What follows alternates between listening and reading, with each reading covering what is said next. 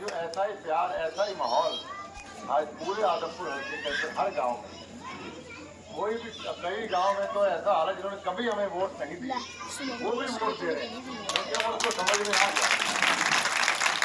क्योंकि साथियों को समझ में एक बात आ गई, हमारी वोट की कीमत अगर कोई देख सके चौधरी भजनलाल परिवार देख सके, क्योंकि हमारे विपक्ष के लोग हर बार नया कैंडिडेट लेके आते हैं। वो कहते हैं भाई 56 सालों में आपको इस आदमपुर हल्के के अंदर कोई लोकल आदमी एक भी काबिल कौन मिले जो बाहर का हर बार ले आते हो, नया आदमी वो आता है, उसके साथ के वादे कर जाता है, फिर वो आता नहीं, फिर 5 साल बाद नया कैंडिडेट आता है, वो भी झूठे वादे कर जाता है, वो कर जाता है। तो लोगों को समझ में आ रहा है ये परिवार 56 साल से यहाँ है, इस प्रकार परिवार ने विकास ये काम। एक गांव के अंदर मैं गया सुबह, उन्होंने कहा कि हमारे पास वो, मैंने पूछा भाई चंद्र प्रकाश का नाम कभी आज से पहले सुना था आपने? मैं आपसे पूछता हूँ, आज से पहले चंद्र की कैंडिडेट बने हो, उससे पहले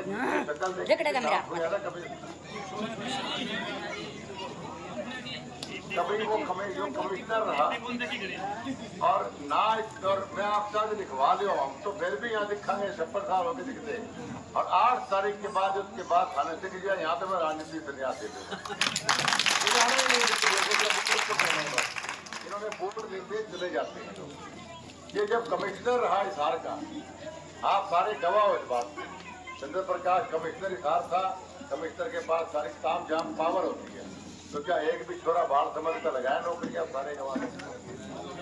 और चौधरी भजनलाल जी की जब पावर आई तो कई घर में तो 2-2 3 लगा रखे हमने, कईयों में रह गए, कईयों 3, कई 2, कई 4, हम लोग काम करके आपके पहुंचा दिया।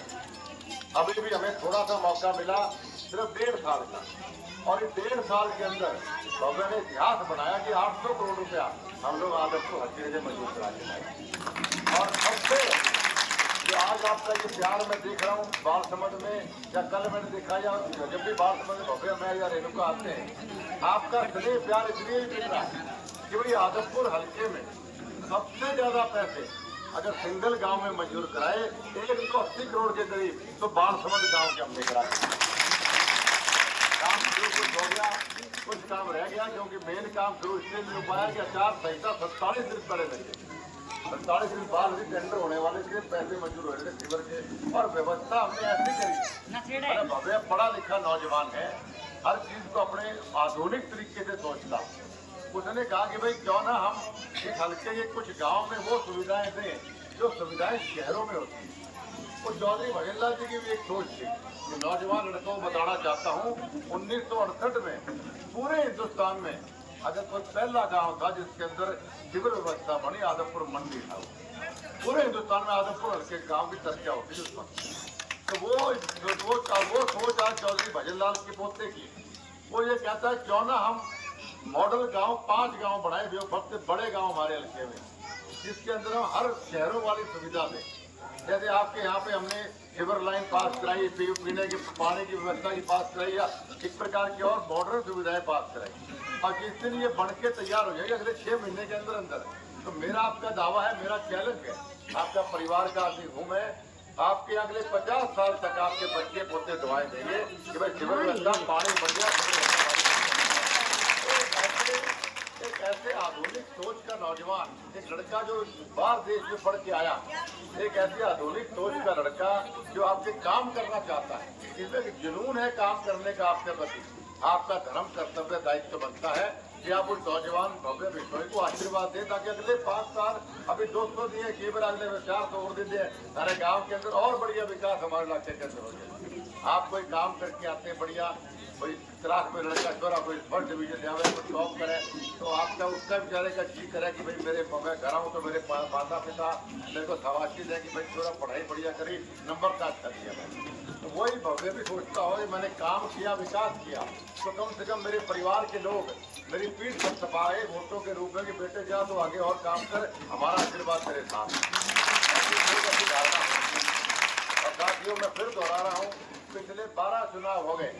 पिछले 12 चुनाव के अंदर हर बार ये हमारे विपक्ष के लोग नया कैंडिडेट लेके आते हैं या आपके वोटों का मजाक बनाते हैं। कि भाई आपको जेब में रखते हैं, हमको कि हमें नहीं दें तो हमारा गुलाम है, हम आपको वोट देते हैं।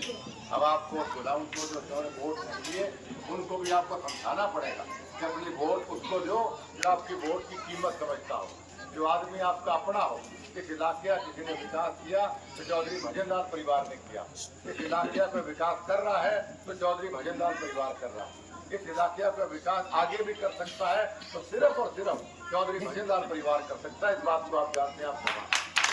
साथियों मैं समझ जा रहा हूँ। आप मेरी प्रार्थना है 2 दिन सिर्फ चुनाव में बचे,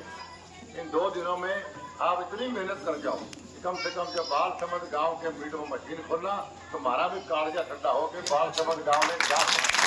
ऐसा और किसी भाई को किसी बात से भव्य